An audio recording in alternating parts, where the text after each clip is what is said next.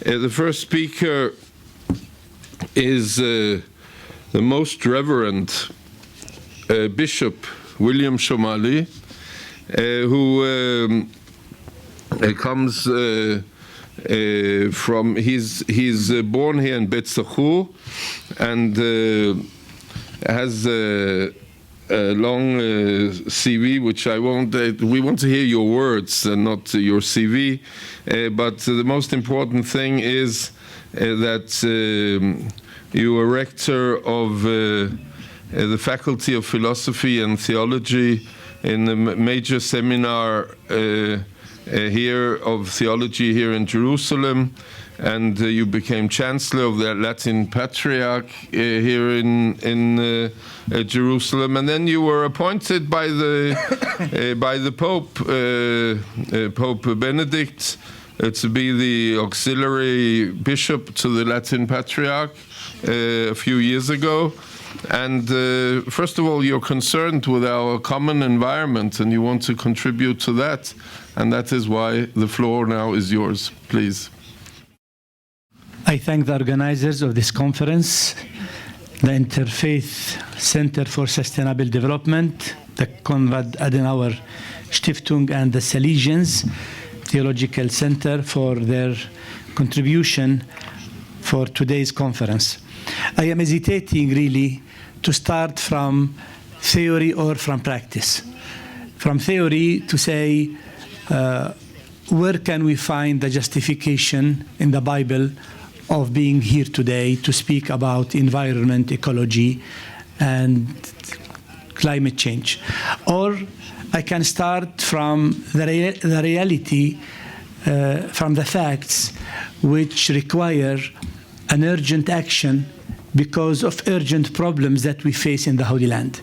We are not here only because there are risks in Russia or China or the United States of pollution or risks of the environment.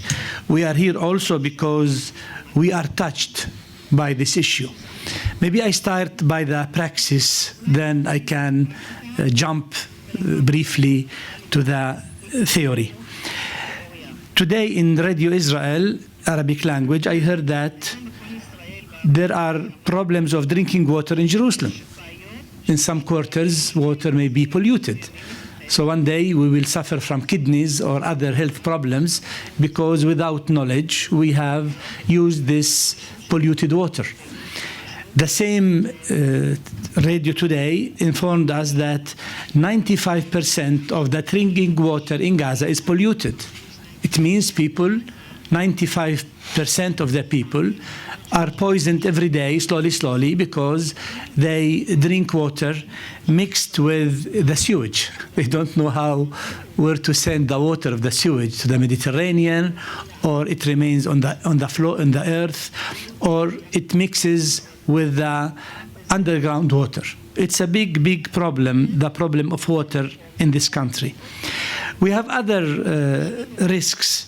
You heard that there were big fires in Haifa, Carmel, 3 years ago, I believe. It's a risk for the environment.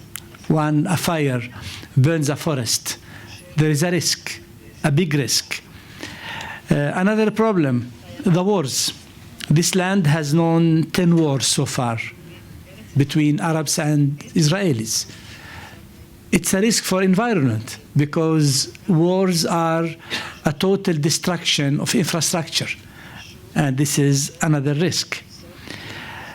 Other risks here in the country, air pollution coming from the emission of dioxide carbon, coming from factories, cars. This is a risk. There is also a risk which comes from atomic reactors.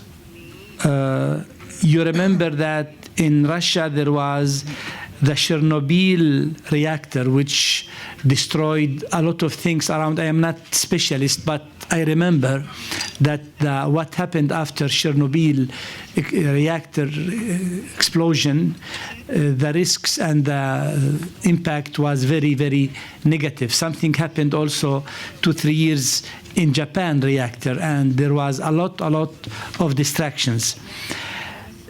This means what? That we need to work together as men of faith.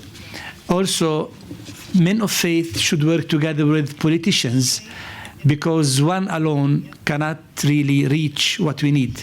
All together, we are stronger to face the reality. From practice, if you give me 1 minute more, I would like to jump to the reference in the Bible which justifies our work together.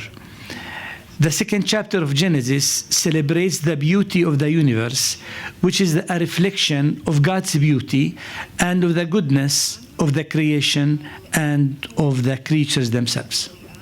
After God created the light, water, sky, earth, the trees according to their species, the living beings, reptiles, wild beasts after their kind, God saw that it was good. But after having created man in his image, God saw what he had done, and behold, it was very, very good. In the same time, in the same book, we know that God gave to man the honor of taking care of the universe. Man became the steward over the planet. In the same chapter, it is stated that God took the man and settled him in the Garden of Eden to cultivate and take care of it. But because of the sinfulness of man, because of the thoughtless exploitation of our natural resources, really, we men became a risk to the creation itself.